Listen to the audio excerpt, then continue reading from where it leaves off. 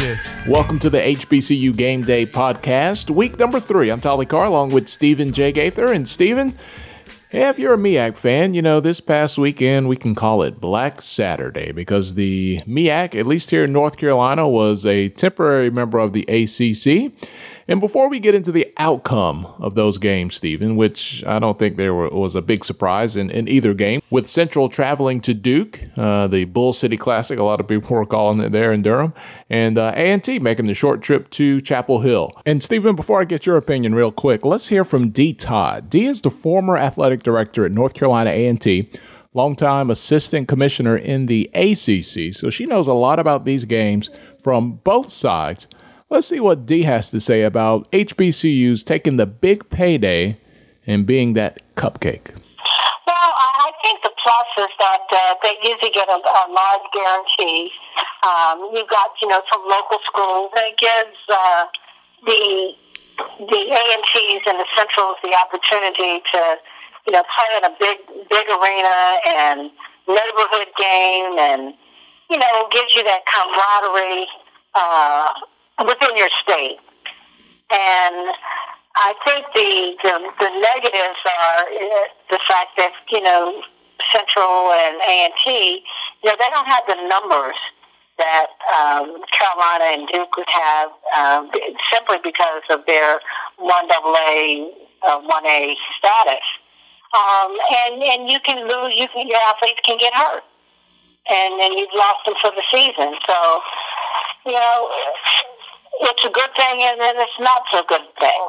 So ultimately, would you say the money's worth it? The money that they're going to receive, that guaranteed paycheck for showing up and being red meat on that afternoon, for lack of a better term, is it worth it? Well, it has to happen because it helps to support the entire athletic department because that guarantee helps support the entire athletic department and with their budget because 1AA budgets are made up primarily of student fees. And so when you get a guaranteed money game like that, it helps everybody. All right, Stephen, so we just heard from Dee Todd there. What is your take on it? So for, you hear Ms. Todd talking about what these games do for the athletic department. And so, you're going to hear no one in these athletic departments is going to tell you that they should be paying these games, one, because this helps pay their salaries, and this helps keep them afloat, especially at the FCS level, where you do have to have more scholarships, you have to have more staff. So, they are necessary, and a lot of them will tell you that they increase the brand, and I don't know how much it does that. To be honest with you, how much it increases the brand from a football perspective, because and I had this discussion on Twitter a couple days ago. I grew up in the 90s, 2000s, grew up, with ESPN and big time college football, and a lot of people, my age and younger, that's all that we know. So, when we don't know, a lot of people don't know about the legacies of HBCUs and how great players have come from there and what great schools they are. Athletically, all you're seeing when you see these teams, you're seeing them, get beat 50 and 60, 70 points. And you're like, well, wow, that's nowhere that I want to play. Nobody good plays there. And so it just puts especially when they're black colleges, because you will know that they're black colleges, there's a difference. And so I think it just hurts black schools more of a negative light than they do the PWI FCS schools who play these games as well, but they don't have that classification or joint stigma, if you will, of being HBCUs. So I think in this day and age, there are positives in that they help fund the program, but I think you look at A&T, they had only played 2 of those games prior to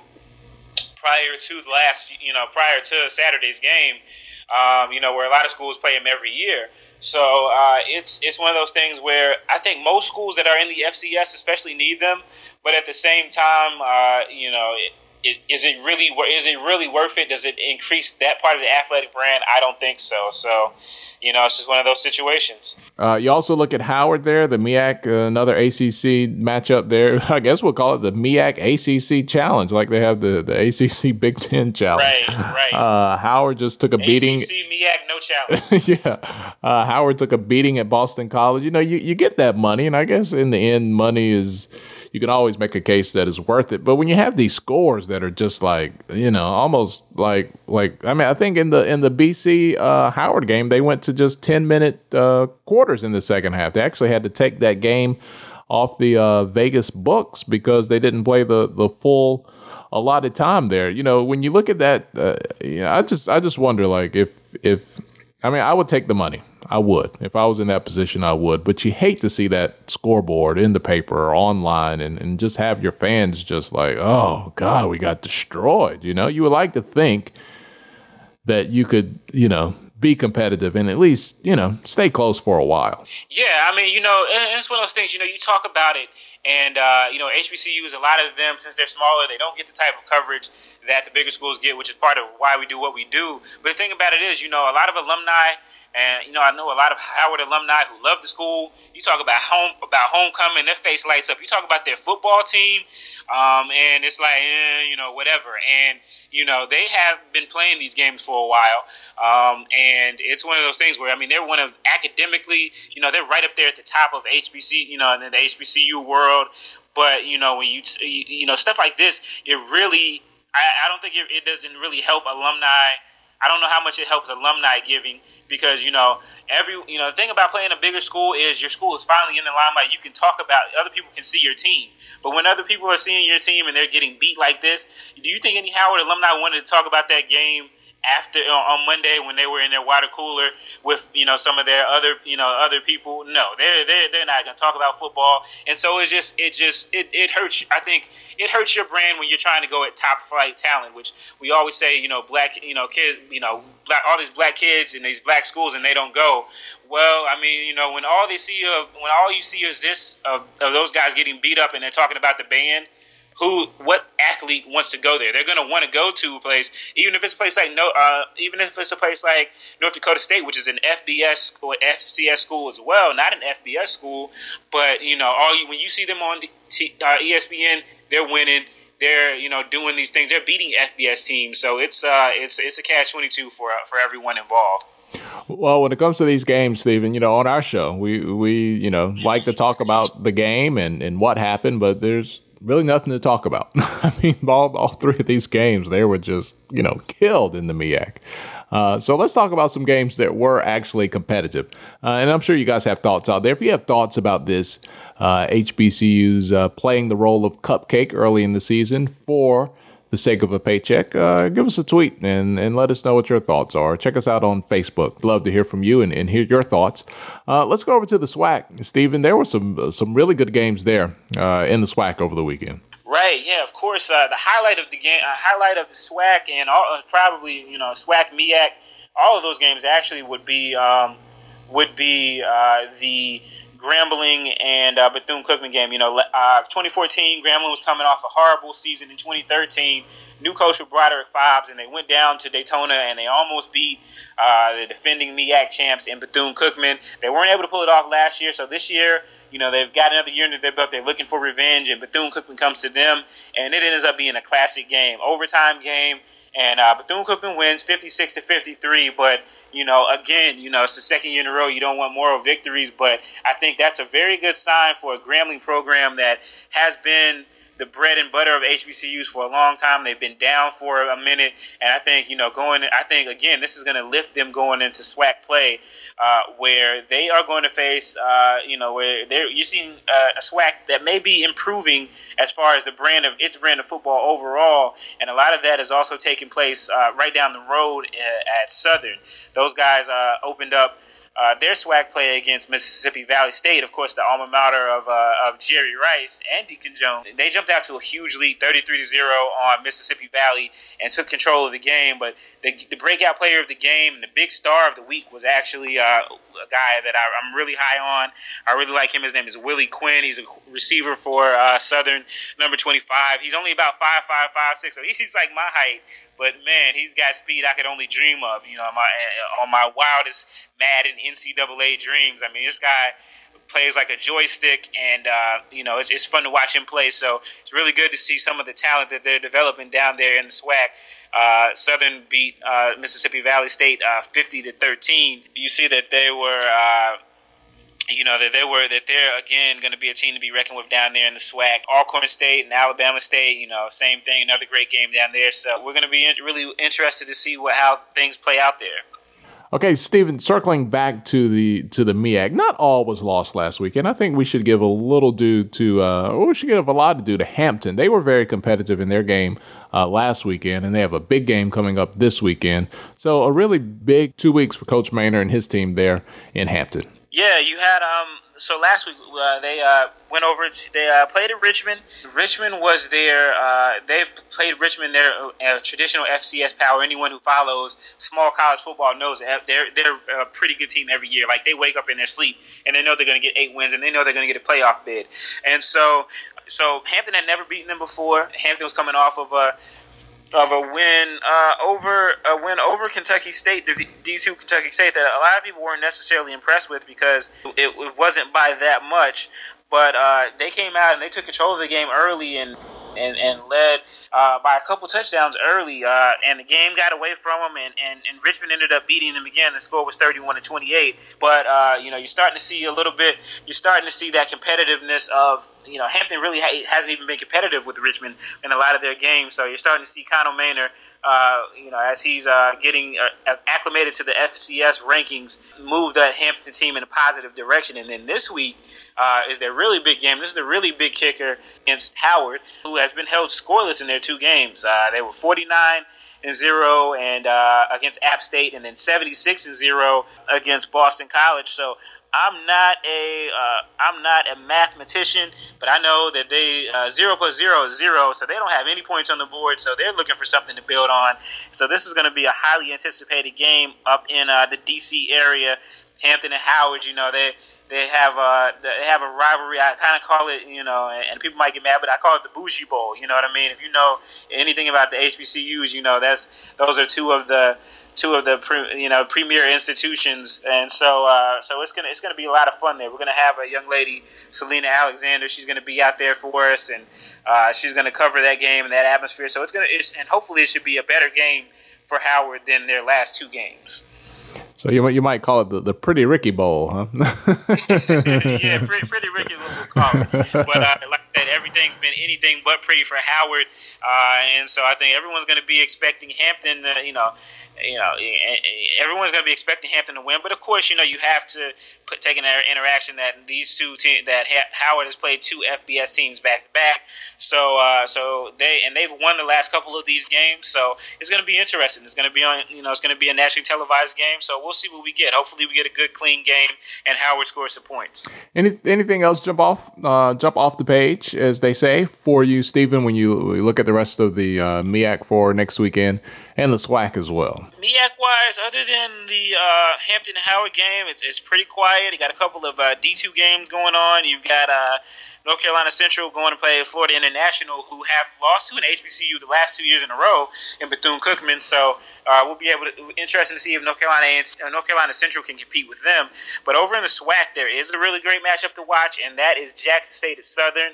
Yeah, you've got Jackson State and Southern playing this week, and that is known as the Boombox Classic because you have 2 of the premier bands in HBCU football, the Sonic Boom of the South from Jackson State and Southern University's Human Jukebox. So you got that going on. There's a great tradition there, great rivalry as far as great players.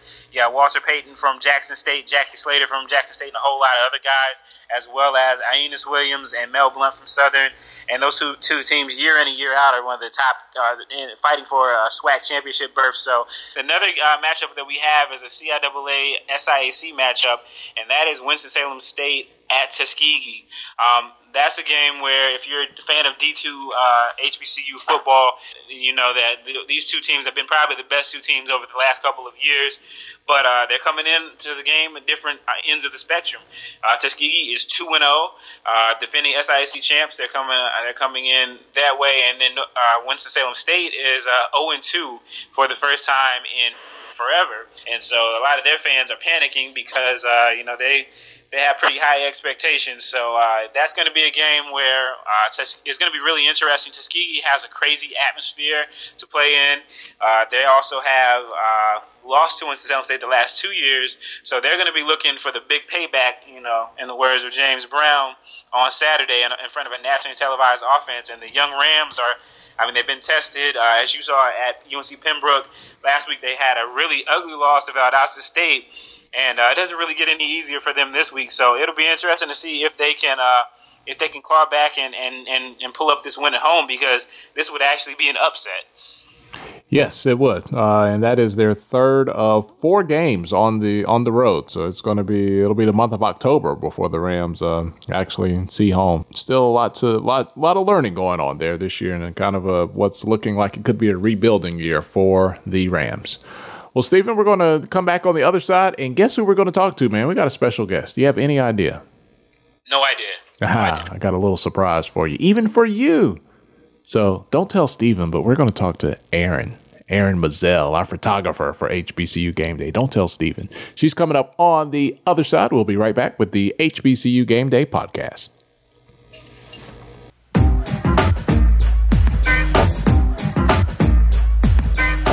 Welcome back to the podcast here on HBCUGameday.com. Stephen J. Gaither along with Tali Carr, and joining us is the third member of the team. You see her pictures a lot. You have probably, chances are, never seen her, never heard her voice, unless you know her personally. So making her debut on the podcast this week is photographer extraordinaire. I mean, a maestro behind the lens. You've got Seeing is Believing.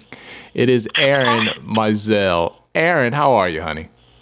Hello, guys. Thank you so much. What a wonderful introduction. I appreciate that. Thank you guys for having me on. It's been a complete pleasure to work with you guys. So, hello. So, Steve, Stephen, you tell your story. I'm going to tell mine first. First time I met Erin, I was shooting, me and you had just kind of teamed up, and I was shooting Winston-Salem State basketball. I hadn't shot, Winston-Salem State in a couple of years. So, seeing some new faces there, and I saw Erin week after week, and I was like, oh, okay, she's, working for the local paper or whatever. And so a job came up, and I was like, hey, I know the girl for the job. So I looked her up and I called her thinking, she's super busy because she works for the paper. She's like, I'm just there. I'm just doing it for fun. And our pictures were so incredible. And it was just really neat the way we first met. How did you run across Erin, Stephen? I think, like you, I saw Erin at a couple of the WSU basketball games.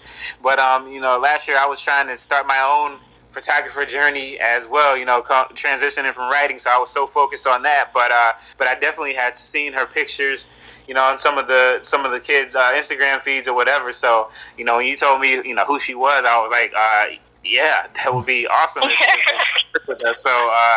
So yeah, and it's definitely been great having her work with us. She's so professional. She is, she's a consummate professional at what she would work. And one day I'll be glad to say that, when she's a big time, she works for my site early on. So, and also, like I said, trying to do photography myself, I look at her pictures and I'm like, damn, I need to get better.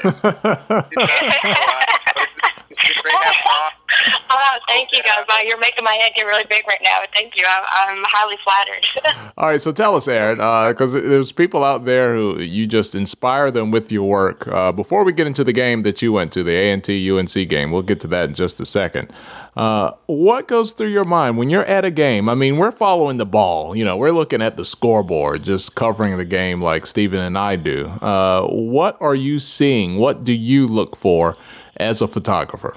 Well, obviously, my first priority is to catch, the big plays, the touchdown drives, the best dunk of the game.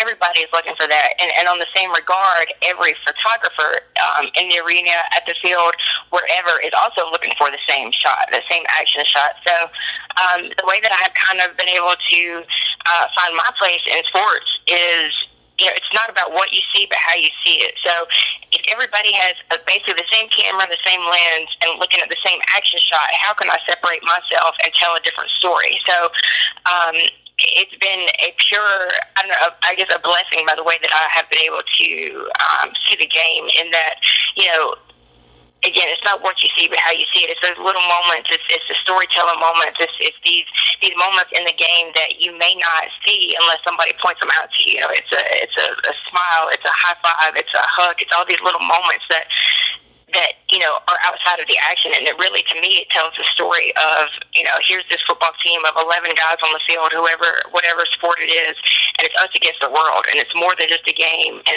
it's more than just what you see on the surface.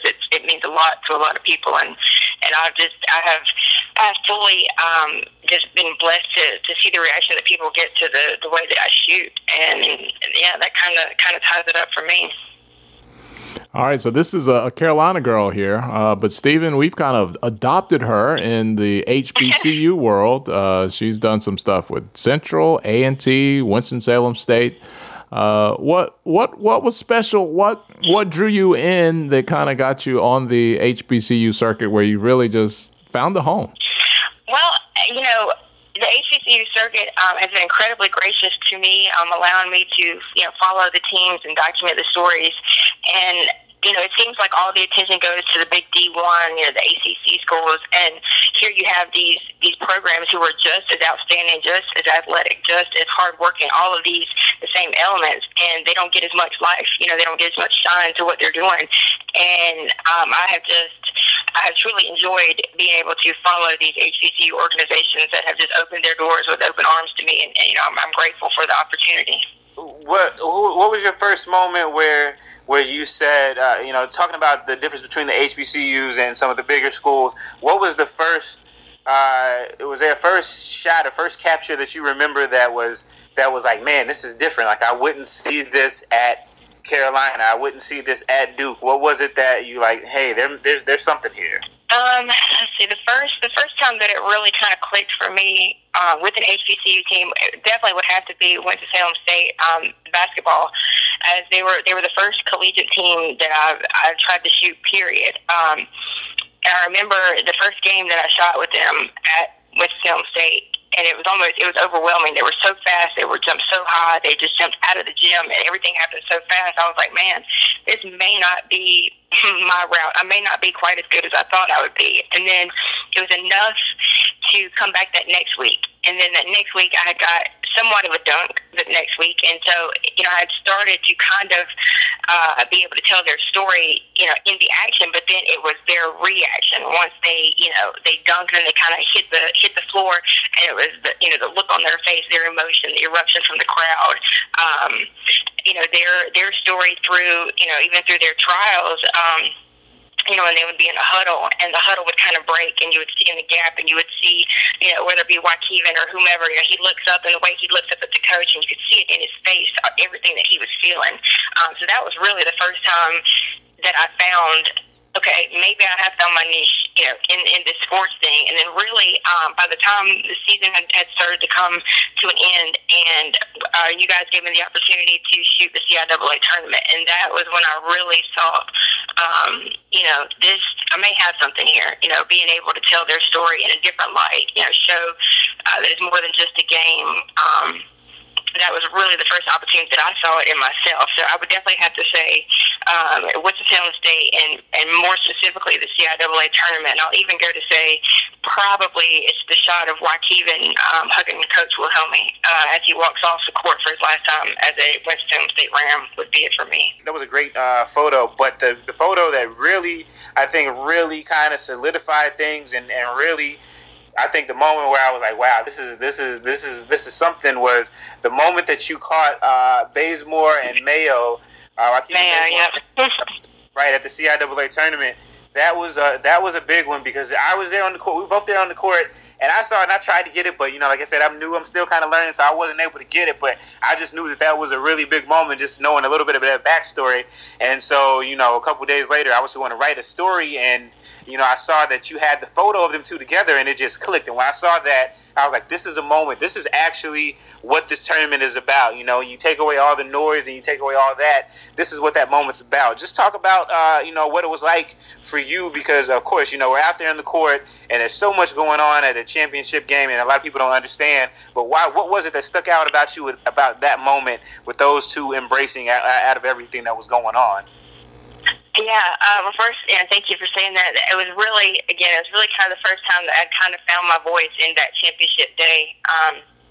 And I know a little bit of the backstory of Mayo having formerly played at Winston-Salem State. I knew Bazemore. It was a big disappointment to him. Finishing second in this tournament and it being his last game. I really didn't know how they would interact, to be quite honest. I knew prior in the season at the LJVM Coliseum when the two teams had met that there was a lot of taunting to Mayo, a lot of kind of talk between the two teams, the two programs. So I wasn't exactly sure how it would kind of play out. And my focus at the time had been on Waukegan.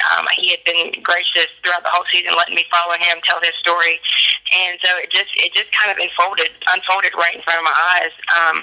I saw them kind of walking towards each other, and I just happened to be in place and ready to shoot. And as soon as I saw it, I just kept shooting the frame, and it ended up telling, as you said, it told more of a story than, them cutting the net or whatever it may be, that, it's more than just a game. These, at the end of the day, these are college students, these are student athletes who have, lives and who will take these memories and, cherish them and never forget them. And so I just thought, it was a great moment. And like I said, it really just kind of happened to unfold right in front of me. And that was it. Well, I'm excited about basketball rolling around again, but we are fresh on football here. And Erin, you represented us at the A&T UNC football game last weekend. Aggies take the hill, and great atmosphere. Probably not the outcome the Aggies wanted. I'm sure they, a lot of their faithful knew it was more than likely going to be a loss, but they would like to have seen the score be a little more competitive. But just overall, explain to our listeners out there what that environment was like for A&T to visit Chapel Hill last weekend. There was, it was almost like there was something in the area. It was only, if I'm not mistaken, before Saturday, A&T had only played two Division I teams in history prior to Carolina, and I think only one other ACC team. So there was already, this air of, hey, we're here, regardless of whatever goes down, like we're here and we're here to compete. And, we've got our fans with us, and, we've been practicing just as hard as you guys. It was this air of, hey, we're here. We got a brand new season in front of us. Let's do it. And throughout the entire game, even when the score, was 36-0 at half, even when the score became, much more of a deficit for A&T, their fans stuck around. Whereas, Carolina, unfortunately, we are, have a little bit of a reputation for, up and leaving. But I can say that, the majority of A&T fans, stuck it out for their team through the end. It was just, nobody expected A&T to win. To be honest, but the way that they played through the entire game, the way, they carried themselves, it wasn't wanting to fight everybody. It wasn't talking smash to everybody. It was done in a way that it should be done. And hats off to both teams. It was a great game. It was a great season opener for Carolina at home, and I was happy to be a part of history. Of course. So talking about that game, and the game on the field, on the field action, like it was great and everything. And I was at my brother's wedding, and I was like, oh wow, I wish I was there. And then I saw the band performance. Just talk about that band performance, because it's a couple days later, and people are still talking about that. With of course A&T's Blue and Gold Marching Machine getting out there with the UNC band and doing a joint performance. Just talk about what that was like, watching that was like for you as a photographer and as an alum, and just what that feeling was like in the stadium. Yeah, watching those two bands come together, it was there was something, you could feel that something special was going on. Everybody in the stands, it was like you just stopped and just completely, almost jaws open, just watched. It was, during the competition, these two football teams are, they're competitors. They're trying to break each other. They're against each other. And then here you have this moment, these couple minutes where you have bands who collaborate together to do something, that's never been done before, and you could feel it there. It was a great performance. It was a great. They put on a show that everybody there, enjoyed and appreciated. And then here you have, predominantly white, ACC school, and then you have a predominantly black HBCU school, and nobody cares anything about it. It's about the band, and it's about the music and the people and the kids and what they're doing. And I mean, it was awesome. It was, I'll be completely honest. I didn't know that it was going to happen. I didn't know that the two bands were going to collaborate. And I was en route to the media room to get a hot dog in between halftime. And then somebody stopped me and said, asked if I was shooting the halftime show and told me what was about to happen. And so, I forgot all about the hot dogs because I knew it was going to be that kind of a special moment. And it really was. It was awesome to witness. It was something that I think, they kind of set a precedent going forward that, you have these two universities, these two programs, and, they can come together for this moment. And regardless of everything else going on, they can come together and they can put on some beautiful music. And that was, it was awesome. It really was awesome. Hats off to both of them. And that's why you're better than me, because I would have already been in the elevator. I would have got a head. I would have gotten a head start on the hot dog, and I just would have been stuck in traffic and missed the whole I'm telling thing. you, I was literally on the way. Like I had, when you shoot, you can't always have a drink on you. You can't always have water on you. You can't always, you don't have to hold food on you. So I was already en route. Had my mind set on that hot dog, and I was fully prepared to make that hike up the stadium to it. And it was like, no, you're not going anywhere. You're going to watch this because I just knew going into it that it was something that was going to be pretty dope to see, and it, in fact, was very much so. All right. Well, Erin, we appreciate everything you do, all the work you do for HBCUGameday.com. And if people want to check you out on Instagram, on Twitter, on Facebook, give us your information where they can see all of your stuff. Yeah, absolutely. Instagram is the first place where I post these images and send them to you guys. And at Instagram, it's at ERIN_MIZELLE.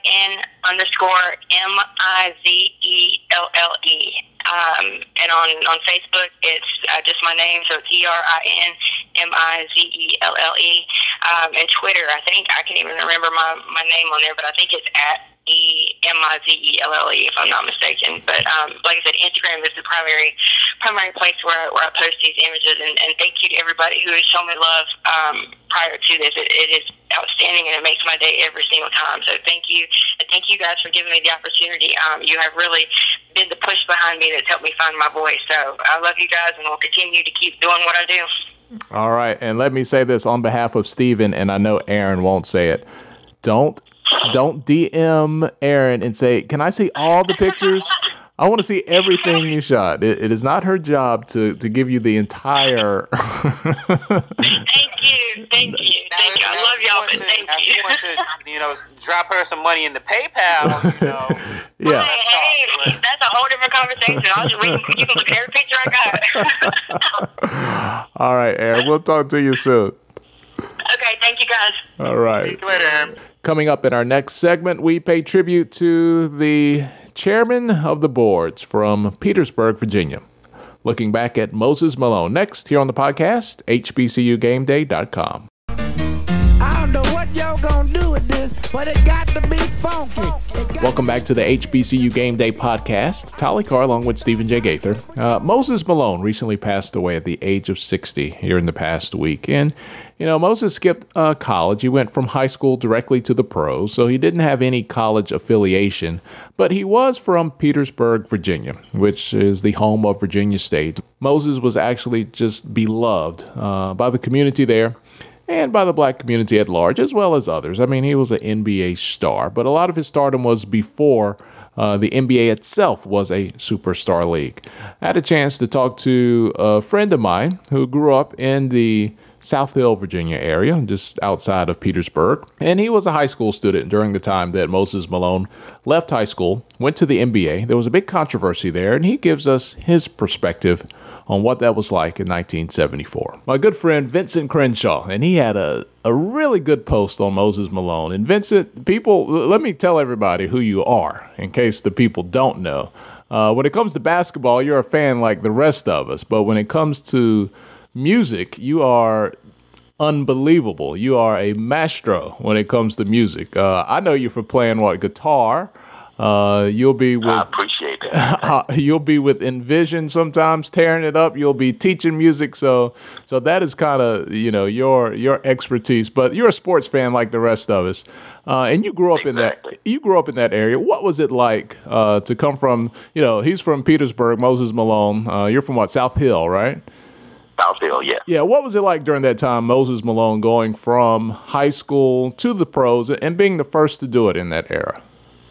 Well, yeah, that was basically uncharted waters. I mean, it had never been done before, and it seemed as that time everyone had an opinion, and the opinions were always kind of colored tinged with a little bit of hint of race, because we were only about 5 years into integration at the time, and so a lot of our teachers, especially our educators, English educators, had a whole lot of derogatory things to say about him coming out of high school and foregoing a college education, what they considered a free college education, and turning pro. So what was it like, Vincent, before he made the decision, when he was just, the superstar basketball player? What was the reaction like? What was the reaction like? How was he received then? Well, he was a real quiet guy, real humble guy. From what everybody saw, he was real private. He was to himself because he was not fluent of speech. He was a real quiet guy, and he kept to himself. He was an only child, and he from a single mother, and the family was not well-to-do. They were from a poor section of Petersburg, but he had this God-given ability where when he played basketball, he was basically a man playing with boys. Wow. And so he makes the announcement, and I'm sure, 74, I was just born, so I don't have any recollection of it like as much as you do. But, it wasn't as much hype as it is today. There was no ESPN, there was no social media. But after he makes it known and he's headed to the NBA, did things just kind of turn as far as a lot of the public sentiment, maybe outside of his, inner circle and I'm sure the black community there in that area? Did it turn when he made that decision? Yes. Well, actually, when he signed with the Utah Stars of the ABA. The NBA still had just gone through the Spencer Haywood thing, where they, were just taking underclassmen from college, and they weren't thinking about taking high school kids. The ABA was the one that took the chance on him with the contract. And a lot of people that just didn't understand his situation, because first of all, he had signed a letter of intent to go to University of Maryland and play for Lefty Driesell. He was highly recruited throughout Virginia. I think North Carolina was after him. A lot of people were after him. And he had signed a letter of intent to go to Maryland and then just changed his mind because the money was there. And I think one of his statements was when he very seldom spoke out, but when he finally did say something, he said, "Only in America can you tell a young poor black man not to take $5 million." Wow. And he never forgot where he came from. Like I saw where you wrote, he really gave back to his community with the riches that professional basketball at the time was able to provide for him. Yeah, the point of the whole post was that even though some people ridiculed him for doing what he did, his decision, because he didn't go to college, it opened the doors for a lot of people from his community to succeed. I know I remember him buying a small trucking company out of the area. And he had paid for a couple of his friends to go to truck driving school and had them running his trucking company. He gives guys a way to get out of the community. He had partnered with a couple of the community colleges in the area was sending some kids, and so sending some kids to go to trade school, to go to community college, learn air conditioning, stuff like that. And all this stuff he did very, very quietly. It wasn't publicized. A lot of people did not know about it. It wasn't like LeBron James making a great announcement that I'm making $41 million contribution. It wasn't that type of thing. He just did it. And if you really weren't involved with it or hadn't heard about it through word of mouth, you really did not know. And how underappreciated, just as a fan, I mean, I know you have partial feelings growing up in the same area, but, a lot of people, my age and maybe a little bit younger than me, think the NBA started with, Magic, Bird, and some people, even Michael Jordan, he was winning MVPs before any of those guys even sniffed an MVP. Do you think he's probably one of the most underappreciated players in the NBA that had that amount of skill? Probably, because he wasn't very flashy. His stock in trade was rebounding and working hard under the basket. The paint belonged to him when he played. And I remember growing up in that area. In that era, we had the Virginia Squires in the ABA, and we had the Utah Star. I mean, the ABA was pretty much predominant. I think Carolina had a Carolina Cougars or whatever. Right. Yeah. And we remember. I'm old enough to remember Julius Erving as a Virginia Squire when you just could not believe what you saw. He was like 18 years old. He came out of University of Massachusetts after his freshman year and blasted the ABA. And so Moses was right along with him. And it was very exciting to watch. It was a very exciting brand of basketball. I think somebody's done a documentary on the history of the ABA. Oh, yeah, yeah. It's very exciting to watch. Yeah. Well, Moses, to the average fan is known for, faux. And then I even posted that on my pages. It's one of those things in, popular culture, at least in sports, will always be there. But, really good, to hear of what he was able to do in his community. And even if it didn't collect, even if he didn't make a lot of noise about it, that's good. Really thank you for the perspective today. And before we let you go, Vincent, you got to tell me, man, we're going to talk music really quick here. I'm going to give you your own concert, whether they're living or dead. 3 best guitarists that you would go to see in concert. Give me 3. Oh, my goodness. Joe Pass, Wes Montgomery, and George. And George Benson? Yeah, sure. All day long. All right. All day long. I would throw in Prince and Jimi Hendrix somewhere, but I'm a little biased on that end. Yeah, they have their own way, but to me, all discussions about the guitar start with Wes Montgomery. So. All right. Well, Vince, thanks a lot, buddy, and hope to catch you. Quick plug. When are you performing again? When's the group performing again?